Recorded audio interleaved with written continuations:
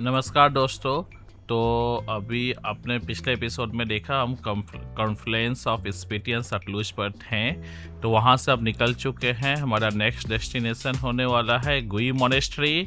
तो confluence of Spiti and Sutlej को खाब संगम भी बोलते हैं। तो ये संगम देखने के बाद हमारी जर्नी आगे बढ़ती है। तो अभी हम है NH 505 पर और स्पीति में हम आगे जा रहे हैं। तो ये खाब संगम जिसे हम कॉन्फ्लुएंस ऑफ स्पीति सतलुज भी बोलते हैं, तो उससे होते हुए नाको, सुमडो और फिर स्पीति वैली के अंदर टाबो और काजा की तरफ जाता है ये हाईवे NH 505। तो धीरे लैंडस्केप ना अब चेंज हो गया है, बिल्कुल ग्रीनरी ख़त्म हो चुकी है यहाँ पर और बिल्कुल बंजर पहाड़ यहाँ पर दिख रहे हैं। तो हरे भरे किन्नौर से निकलकर हम उस इलाके में प्रवेश कर रहे थे जहाँ पहाड़ ज़्यादा वैरन और रग्ड दिखाई देते हैं। तो उसके बाद अब हम नाको भी पास में ही है, तो नाको भी हम जाएंगे। उसके पहले हमें गुई मोनेस्ट्री जाना है। तो नाको के पास, नाको की लगभग हाइट 3600 मीटर्स है। तो ये काफ़ी ऊंचाई पर है नाको। तो काजा की ऊंचाई उससे भी ज़्यादा होगी और मोस्ट हाइटेड प्लेस होगा, हाइट वाला प्लेस होगा कुंजुम पास और उसके बाद चंद्रताल।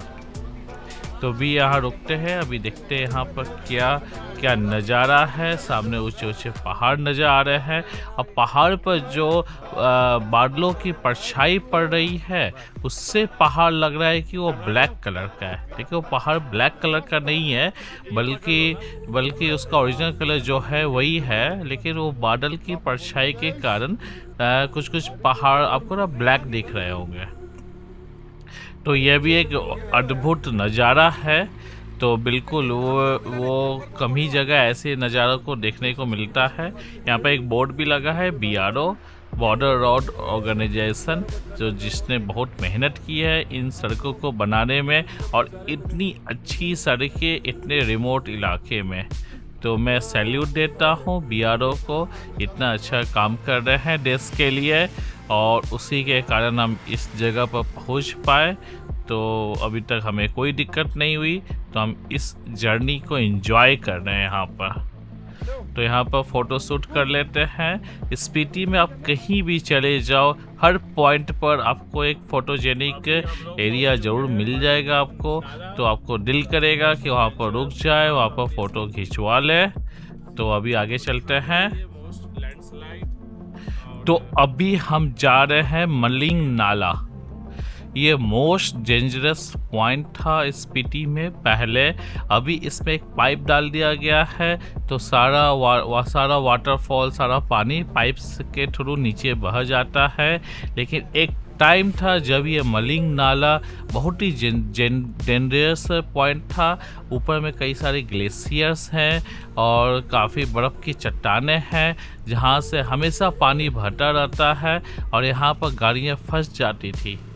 तो यहाँ पर गाड़ियों को निकालना बहुत डिफ़िकल्ट होता था। लेकिन आज के टाइम में इतनी मेहनत की गई है यहाँ पर ना वो पाइप डाल दिया गया है रोड के अंदर। तो ये देखो अब मलिंग नाला को हम क्रॉस कर रहे हैं, जो मोस्ट डेंजरस पॉइंट था एक टाइम में। आज ये नहीं है।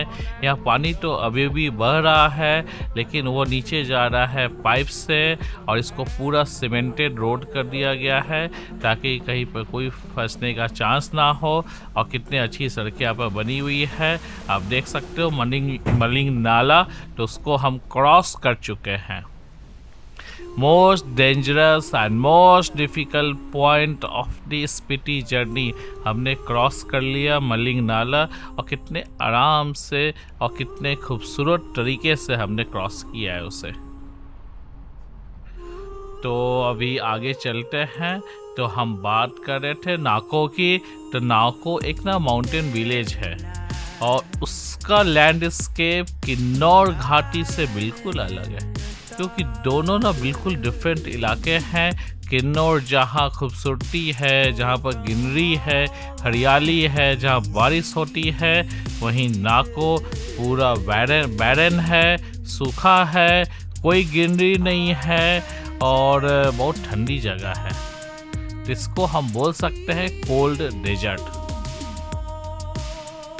कोल्ड डेजर्ट, हॉट डेजर्ट तो आपने देखा होगा, राजस्थान में हॉट डेजर्ट है, लेकिन यहाँ पर है कोल्ड डेजर्ट। तो अभी हमें यहाँ पर एक ढाबा मिला है, तो इस ढाबा पर रुके हैं कुछ खाने के लिए, समोसे खाते हैं, यहाँ पर चाय पीते हैं।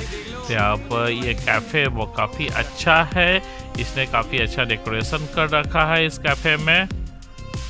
तो आपको कैफ़े भी दिखाएंगे अंदर से, और सामने आप देख सकते हो कितने सारे इसने स्टिकर्स लगा रखे हैं। अब पूरे स्पीति जर्नी का भी इसने अंदर में वो रूट लगा रखा है। ठीक है, कैफेटेरिया इसने लिखा हुआ है, कई सारे इसके फोटोज इसने लगा रखे हैं। ऊपर में लांजा का फोटो है जहाँ पर हम जाएंगे, तो आगे के एपिसोड में आप देखोगे वो लांजा। तो यहाँ हमने ना समोसा और चाय ट्राई किया, तो समोसा ठीक ठाक था, चाय काफ़ी बढ़िया था। तो अभी हम यहाँ से कैफ़े से निकले ही थे कि हमें दो डॉगी भाई मिल गए, डॉगेस भाई मिल गए दो। तो दिल हुआ कि उन्हें बिस्किट खिला देते हैं, उनकी भी सेवा करते हैं। तो चलो डॉगेस भाई को बिस्किट खिलाते हैं, बिस्किट निकालते हैं। अभी आप देखो आगे। तो ये डॉगेस भाई आ गए दो, और उनको पार्ले जी बिस्किट खिला रहे हैं। तो ये आपस में झगड़ा ही करने लगा कि हमारा हाथी खा जाएंगे। तो फिर तीन आ गए, यहाँ पर एक छोटा बच्चा भी है डॉगेस भाई का।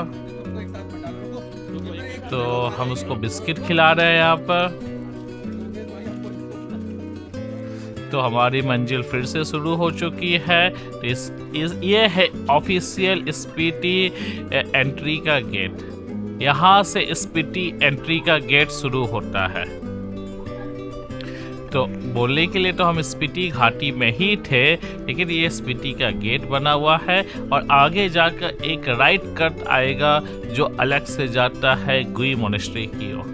तो हम जाएंगे गुई मोनेस्ट्री, क्योंकि हमें गुई मोनेस्ट्री भी जाना है, जो बिल्कुल इंडिया और चाइना के बॉर्डर के बिल्कुल पास है। वहाँ से बिल्कुल 3 किलोमीटर्स अवे चाइना है।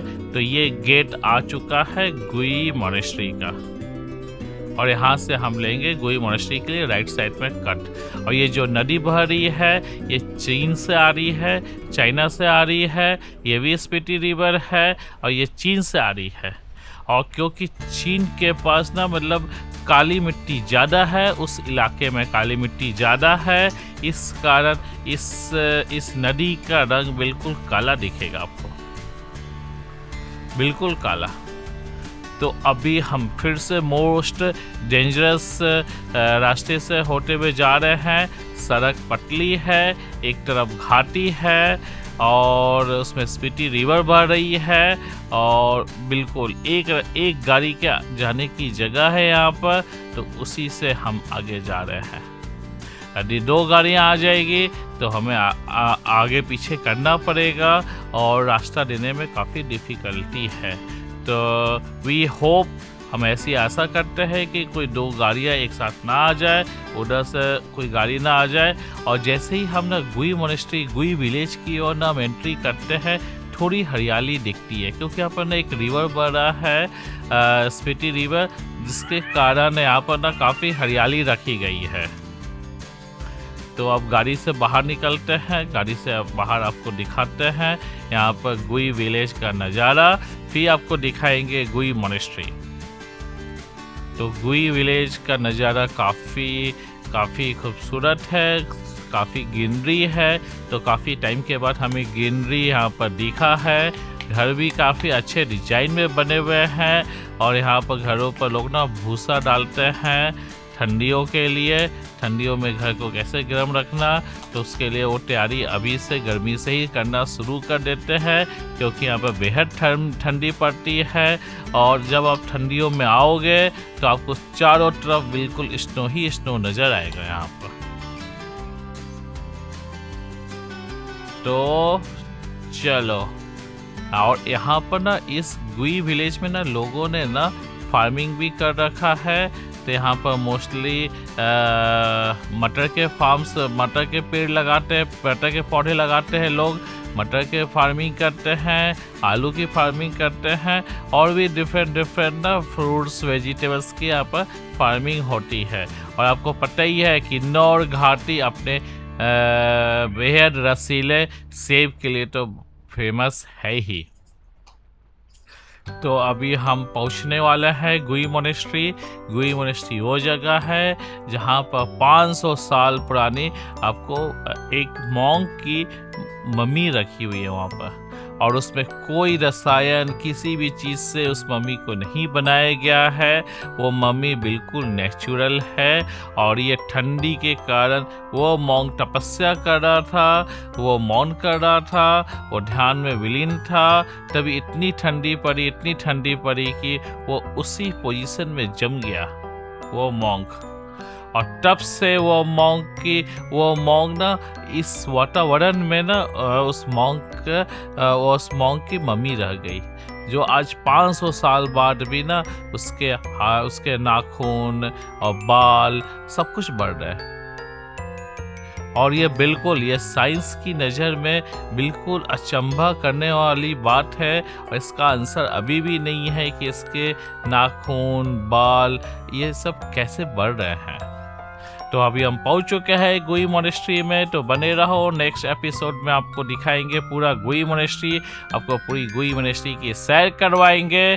थैंक यू दोस्तों, थैंक यू, बाय बाय।